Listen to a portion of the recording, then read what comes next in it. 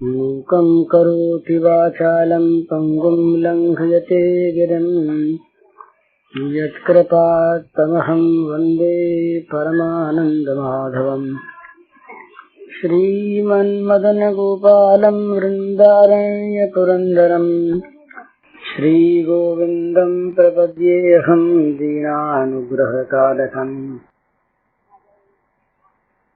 वंशीविभूषितकरान्नवनीरदाभात् पीताम्बरादरुणबिम्बफलाधरोष्ठात् पूर्णेन्दुसुन्दरमुखादरविन्दनेत्रात् कृष्णात् परं किमपि तत्त्वमहं न जाने। नवजलधरवर्णं चम्पकोद्भासिकर्णं विकसितनलिनास्यं स्फुरन्मन्दहास्यं कनकरुचिदुकूलं चारुबर्हावचूलं कमपि निखिलसारं नौमि गोपीकुमारम्। प्रधानतया दो निष्ठा है, एक ज्ञान निष्ठा, एक योग निष्ठा। एक में सारा जगत स्वप्नवत है, मायामय है। जो कुछ दिखता है ये है नहीं। देखना और दिखना दोनों ही भ्रम है।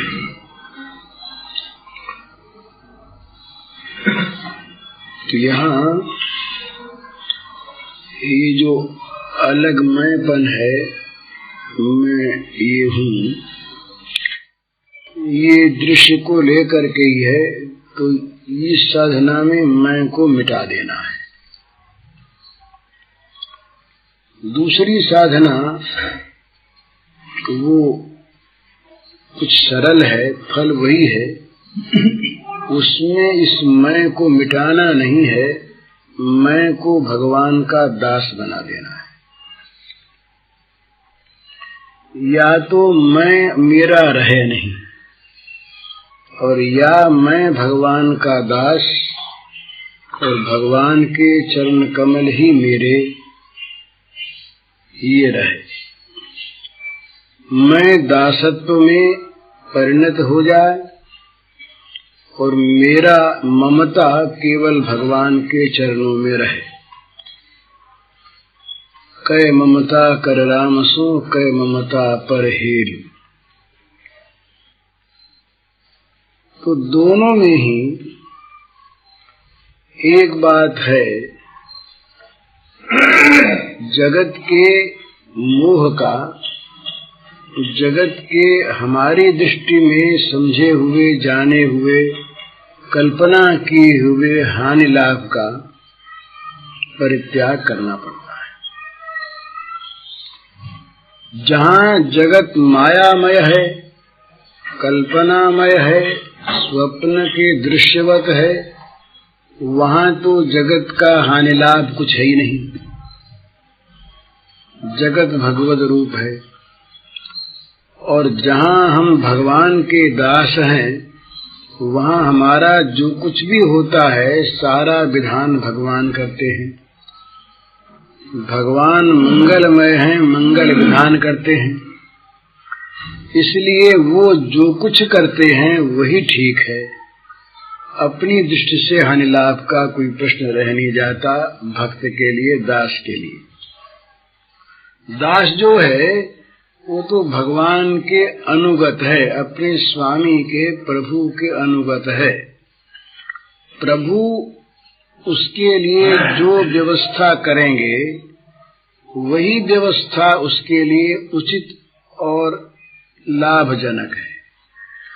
भगवान की हुई व्यवस्था से पृथक किसी और व्यवस्था की कल्पना उसके मन में नहीं आ सकती। ये एक सिद्धांत समझ लेने का है कि जगत को मायामय कल्पना स्वप्नवत मानने पर भी यदि हमारे मन माने जगत के हानि लाभ हमें सुख देते हैं तो हमने जगत को कल्पनामय नहीं माना। और भगवान के दास होने पर भी हम यदि मनमाना अपना हानि लाभ समझते हैं और उसे प्राप्त या अप्राप्त करना चाहते हैं, तब भी हम भगवान के दास नहीं हुए। दास्य भक्ति में सबसे बड़ी समझने की चीज है समर्पण। दास्य भक्ति में सेवक का समर्पण है भगवान के प्रति। किस लिए? सेवा के लिए। भगवान की सेवा ही उसका स्वार्थ है, भगवान की सेवा ही उसका कर्तव्य है।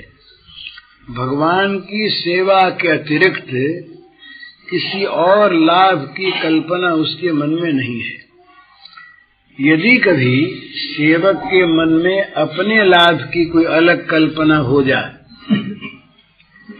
भाई इतनी मैं सेवा करता हूँ, मुझे क्या मिलेगा, इस सेवा से मुझे क्या लाभ हुआ, इससे तो मेरे अमुक स्वार्थ में नुकसान हो गया, अमुक काम मेरा नहीं बना, इस प्रकार की अपने को लेकर अलग जहाँ कल्पना होती है वहाँ सेवामय जीवन नहीं है। सेवक के लिए तो बस एक ही बात है, सेवा कैसे बने। चिंता यदि कभी होती है तो सेवा में त्रुटि न हो जाए इस बात की होती है। चिंता यदि कभी होती है तो सेवा में त्रुटि हो गई ये समझकर होती है। अपना लाभ सेवा के सिवा कोई दूसरा भी है ये कल्पना उसके मन में नहीं होती। इसीलिए प्रहलाद ने भगवान से कहा कि भगवान, सेवा के बदले में सेवक को आप कुछ देना चाहते हैं, तो ये क्या बात है। सेवक यदि सेवा की उसे वृद्धि मिले, सेवा में और अधिक अधिकार मिले, सेवा करने की और शक्ति मिले, सेवा करने का और बल मिले, ये तो ठीक है।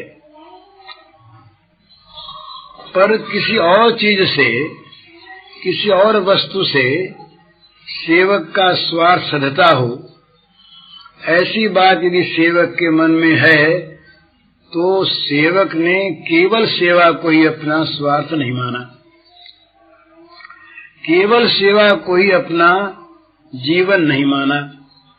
उसके जीवन में सेवा के अतिरिक्त किसी अन्य वस्तु का महत्व भी है, अन्य वस्तु की उसे आवश्यकता भी है, और वो अन्य वस्तु चूंकि वो सेवा ही करता है तो सेवा के बदले में प्राप्त करना चाहता है।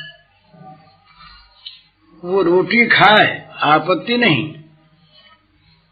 पर रोटी इसलिए खाए कि सेवा करने की शक्ति मिलेगी। स्वाद के लिए, सेवा रहित जीवन बिताने के लिए शरीर की भोगार्थ शक्ति प्राप्त करने के लिए वो भोजन ही करेगा। सेवक का भोजन, शयन, संसारिक कार्य, पारमार्थिक कार्य जो कुछ भी वो करता है वो सब सेवा के अंगभूत करता है। तो यदि हमने जगत को मायामय स्वप्नवत माना तब जगत इस रूप में नहीं रहता, अतएव जगत के हानि लाभ का हम पर असर नहीं होना चाहिए। और हम यदि भगवान के दास हो गए तब भी हम पर जगत के हानि लाभ का असर नहीं होना चाहिए, क्योंकि हमारा स्वार्थ तो, हमारा जीवन तो सेवा है, इसके सिवा किसी और हानि लाभ को सेवक जानता नहीं। हानि लाभ यदि और कोई होते हैं तो वो प्रभु के संकेत से, प्रभु के विधान से प्रभु के मंगलमय नियंत्रण में होते हैं और उनको प्रभु ही जानते हैं कब क्या होना चाहिए, कब क्या नहीं होना चाहिए। उस सेवक के लिए ये बात सेवक सोचने की शक्ति और समय नहीं देखता, क्योंकि जितना समय वो अपने लिए सोचेगा उतना समय सेवा से वंचित होगा। जितनी बात वो अपने लिए सोचेगा उतनी बात सेवा की बात सोचने से अलग होगी, तो जीवन सेवामय उसका नहीं रहा। हनुमान जी के लिए ये बात आती है कि हनुमान जी को अपने बल तक की स्मृति नहीं रहती थी। वो केवल एक ही बात सोचते थे, राम की सेवा कैसे हो, राम की सेवा कब हो। राम की सेवा ही उनके जीवन का सहज स्वभाव था। ये समझ लेना चाहिए कि सेवक यदि अपने लिए कोई अलग काम करेगा, अपने लिए सेवा का अंगभूत न बनाकर, तो उतना समय सेवा में से निकलेगा ना। उतना समय काहे से आएगा और कहाँ से आएगा? उतना समय सेवा से निकलेगा। और सेवक जब अपने मन में सेवा के अंगभूत न बनाकर किसी अपने लिए और बात को सोचेगा, तो उतनी देर तक सोचने वाला मन सेवा से वंचित रहेगा ना। तो सेवा से रहित समय और सेवा से रहित मन सेवक को सहन नहीं होता। इसलिए सेवक के मन में अपने हानि लाभ की चिंता नहीं रहती। वो अनन्य भाग और योगक्षेमम वहाम्यहम् ये दोनों साथ रहते हैं। जिसको अपनी चिंता नहीं, उसकी सारी चिंता भगवान। उसकी चिंता का विषय केवल भगवान का चिंतन, केवल भगवान की सेवा। अनन्यास चिंतयन्तो माम ये जना पर्युपासते तेषां नित्याभियुक्तानां योगक्षेमं वहाम्यहम्।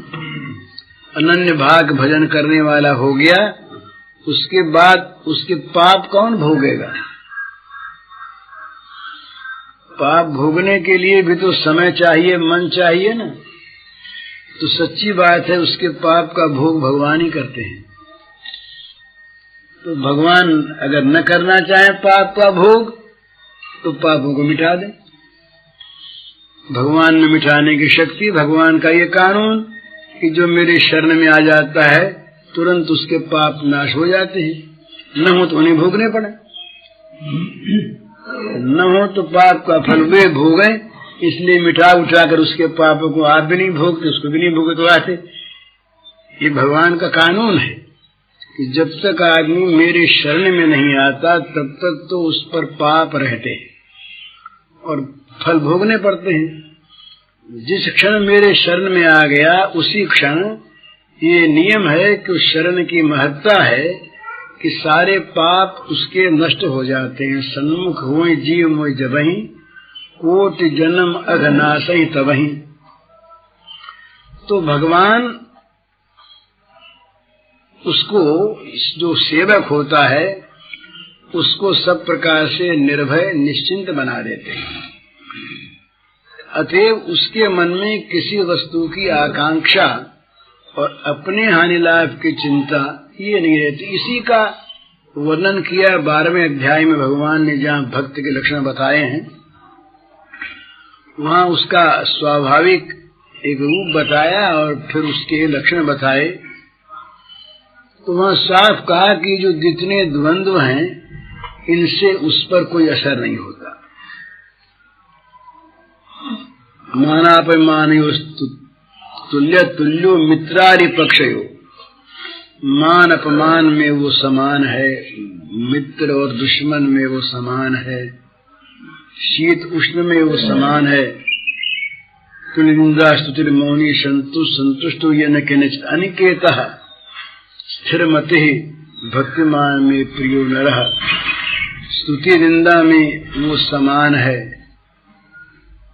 जो कुछ भी प्राप्त हो जाए उसी में वो संतुष्ट है और उसके घरवर नहीं है। भगवान की सेवा में ही वो निवास करता है, घर में नहीं करता। माने घर वो जिसके घर का अभिमान हो। बोले ये कुटिया किसकी? अमुक महात्मा जी की। तो कुटिया में भी यदि अपनापन है तो वो निकेत है, उनका रहने का घर है। और कुटिया की जगह, बड़ी जगह में भी अगर अपना घर न हो, अपना निवास न हो, तो वो अनिकेत है। घर में अभिमान न होना, ममत्व न होना ही अनिकेत होना है। तो वो जो सेवक है वो तो सेवा में निवास करता है, वो रहता है सेवा में, उसके अंदर रहती है सेवा। तो भगवत सेवामय, भगवत भजनमय जिसका जीवन होता है वो तो होता है भगवान का दास। और जगत की सारी माया से रहित जो भगवान में स्थित होता है, ब्रह्म में, वो होता है ज्ञानी। तो ज्ञानी के लिए भी जगत इस रूप में नहीं है, नहीं, और भक्त के लिए जगत इस रूप में नहीं, भगवान की लीला है।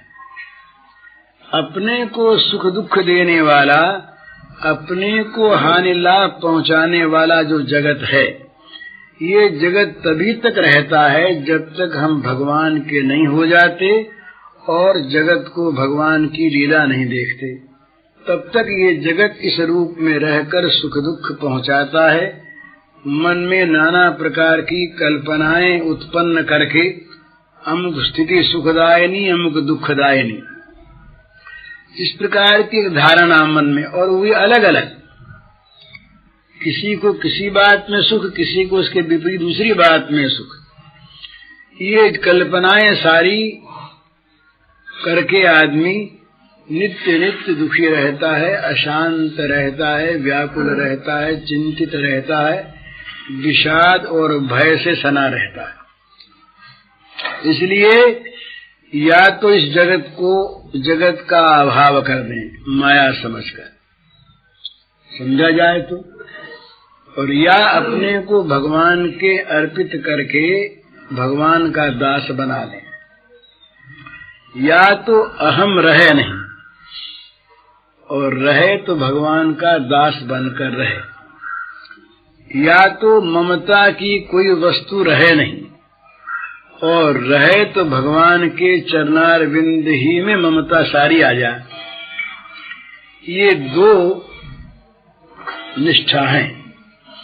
इनमें से जिसकी रुचि जो जिसमें हो वो करे, परंतु जगत के दुखों से यदि बचना चाहते हैं, शांति चाहते हैं, तो ये जगत के पदार्थों से, अवस्थाओं से कभी न मिली है न मिलेगी। हम कितनी चेष्टा करें, लौकिक, पारलौकिक, व्यष्टिगत या समष्टिगत, लौकिक पदार्थों से, स्थितियों से जहाँ सुख शांति हम प्राप्त करना चाहेंगे, वहाँ निराशा ही होगी। कभी भी किसी को आज तक लौकिक स्थितियों से, अवस्थाओं से, पदार्थों से न शांति मिली है न मिल सकती है। भगवान ने शांति के कई उपाय बताए। विहाय कामान यः सर्वान् उमा शरत निष्पृह निर्ममो निरहंकार स शांतिम अधिगच्छति। शांति प्राप्त करना हो तो ये उपाय करने चाहिए। शांति को कौन प्राप्त होता है? तो भगवान ने कहा कि सारी कामनाओं को जो छोड़ देता है, स्पृहा अपेक्षा जिसके मन में नहीं रहती, जो निरपेक्ष विचरता है, जिसके मन में ममता नहीं और जिसके मन में अहंकार नहीं, अहंकार और ममता से रहित निष्क्रिय निष्काम पुरुष शांति को प्राप्त कर सकता है। तो या तो जगत मायामय हो जाए तो कहीं अहंकार, ममत्व, कामना, अपेक्षा, तृष्णा रहे नहीं, अथवा दूसरी उपाय भगवान ने बताई, भोक्तारम यज्ञ तपसाम सर्वलोक महेश्वरम सुहृदम सर्वभूतानां ज्ञात्वा माम शांति मृच्छति। या तो जगत को सर्वथा स्वप्नमय मानकर यहाँ की ममता, स्पृहा, कामना और अहंता से छूट जाओ, तब शांति मिलेगी। अथवा भगवान को परम सुहृद मान लो। वे परम सुहृद जो कुछ भी जगत में हमारे लिए करते हैं वो निश्चित परम कल्याण करते हैं, तो शांति मिल जाएगी। अमुक अमुक वस्तुएं प्राप्त हो, अमुक स्थिति प्राप्त हो, अमुक अवस्था प्राप्त हो, अमुक प्रकार की वस्तुएं प्राप्त हो, तब हमें शांति मिलेगी। ये शांति की खोज सर्वथा अधूरी रहेगी। कभी किसी को भी जागतिक स्थितियों से, अवस्थाओं से, प्राणी पदार्थों से शांति न मिली है, न मिल सकती है, न मिलेगी। खोजें, और सारा जगत खोज रहा है, आज से नहीं अनादिकाल से। आखिर खोज खाज कर जब थक जाता है आदमी, तब वो साधना में प्रवृत्त होता है। साधना में प्रवृत्त हरेक नहीं होता, हरेक तो जगत में भ्रांत धारणा से सुख खोजता है ना। तो मनुष्यानाम सहस्रेषु कशीदति सिद्धये, हजारों मनुष्यों में कोई एक निराश होकर जगत से, चाहे वो निराशा ज्ञान जनित हो और चाहे विराग जनित हो, निराश होकर इधर आता है। और जब वो आता है तो भगवान चाहे कृपा करके उसे इधर भेज दे, उसके सारे प्रयत्नों को असफल करके, और चाहे वो अपनी इच्छा से, अपने मन से विवेक का आश्रय करके इधर आ जाए। ये निश्चित बात है, चाहे जब समझ में आवे ना आवे, सत्य जो है ये सत्य ही रहेगा। कोई उसको सत्य माने या न माने, सत्य समझे या न समझे, समझने वाले के बुद्धि के कारण से वस्तु का रूपांतर नहीं होता। उस समझने वाले के लिए वो वस्तु चाहे न मिले उसको। हमने यदि किसी हीरे को हीरा न समझा और जहर को जहर न समझा, तो हमारे न समझने से हीरा पत्थर नहीं हो जाएगा और विष अमृत नहीं हो जाएगा। वो तो जो है वही रहेगा, परंतु हम कहीं विष खाकर मर जाएंगे और हम कहीं हीरे को पत्थर समझ के फेंक देंगे। हम भले ही उससे वंचित हो जाएं या उससे लाभान्वित हो जाएं या उसका बुरा फल प्राप्त कर लें बेसमझी से, वस्तु तत्व जो है उसकी सत्ता उसी रूप में रहेगी जिस रूप में वो है। तो हम चाहे इस चीज को न माने कि भाई भोगों में सुख नहीं है, भगवान में ही सुख है। संसार के प्राणी पदार्थों में, अवस्थाओं में, स्थितियों में शांति नहीं है, भगवत चरणार विंद में ही शांति है। इस बात को हम चाहे न समझें, चाहे न स्वीकार करें, चाहे इससे विपरीत धारणा रखें, पर जो सत्य है वो सत्य ही रहेगा। जब कभी मनुष्य को शांति मिलेगी तो या तो जगत को स्वप्नमय समझकर इसका परित्याग करने से मिलेगी, या जगत को भगवान की लीला समझकर भगवान का दासत्व ग्रहण करने पर मिलेगी। जयति श्री राधिके सकल सुख साधिके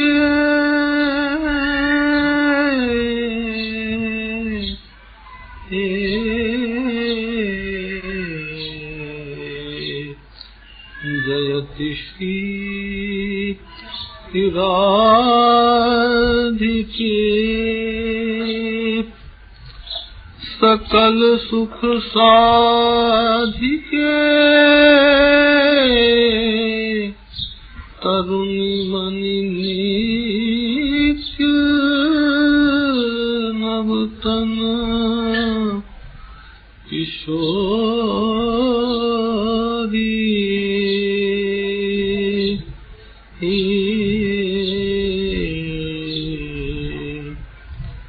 जयति श्री राधिके कृष्ण तन नील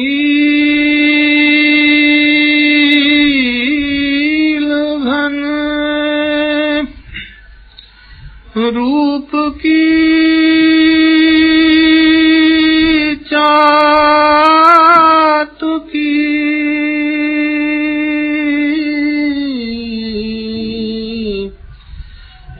कृष्ण तन नील घन रूप की चातुकी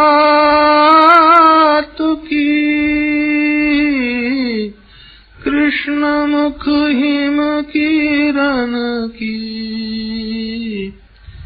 चकोरी कृष्ण मुख हिम किरण की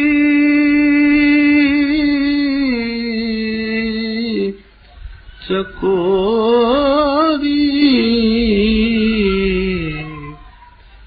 जयति श्री राधिके कृष्ण दृगभृंग विश्राम हित पद्मिनी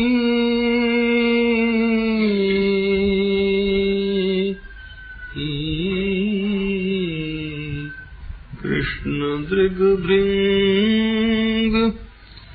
विश्राम हित पद्मिनी कृष्ण दृग मृगज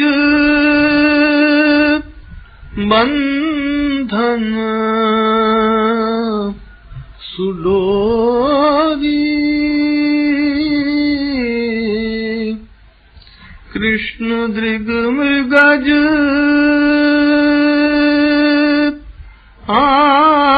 बंधन सुडोरी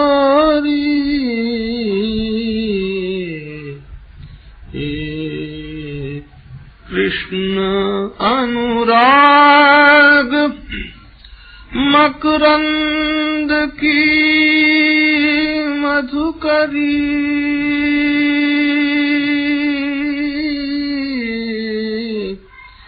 ये कृष्ण अनुराग मकरंद की मधुकरी कृष्ण गुण गान रस सिंधु बोरी कृष्ण गुण गान रस सिंधु बोरी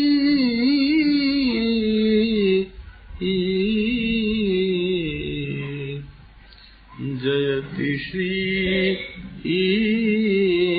राधिके परम अद्भुत अलौकिक तेरी ये गति लखी, हे मनसी सावरे ये रंग अंग गोरी, हे मनसी सावरे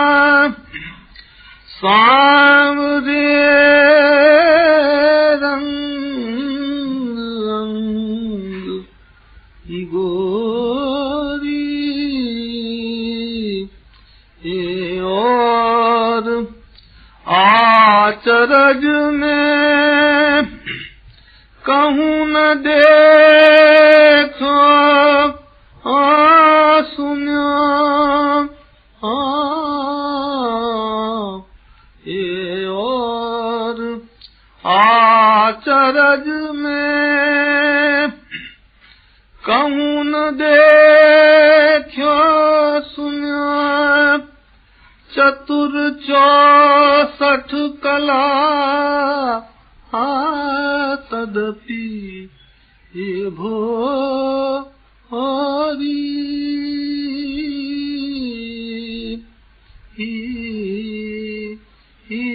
चतुर 64 कला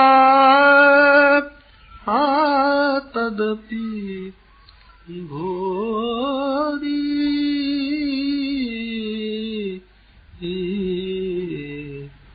जयति श्री राधिके।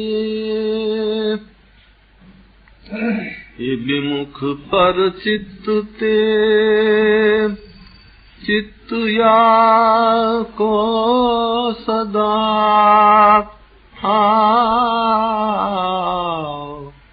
विमुख पर चित्त ते चित्त या को सदा, करत निज नाह की चित्त चोरी, ये करत निज नाह की चित्त चोरी, प्रकृत यह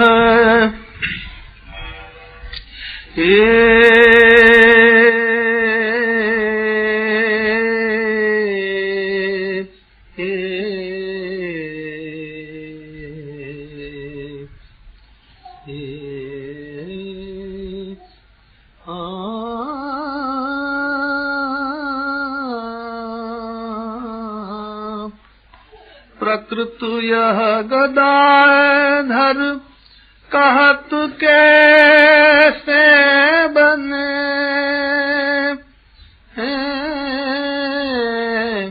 प्रकृत यह गदाधर कहत कैसे बने, अमित महिमा आईते बुद्धि थोरी,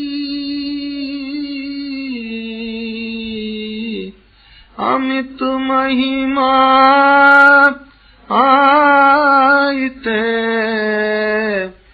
बुद्धि थोरी,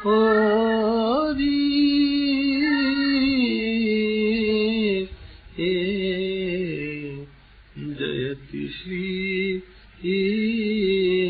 राधिके। हे सकल सुख साधिके तरुणी मनि नित्य नवतन किशोरी,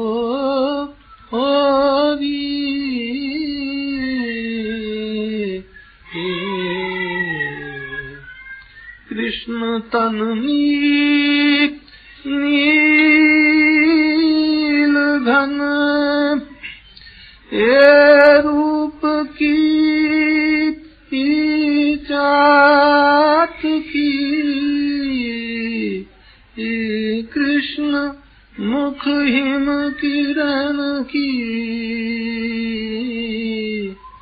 चकोरी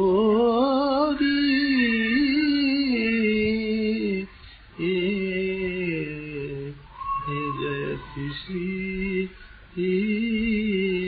राम।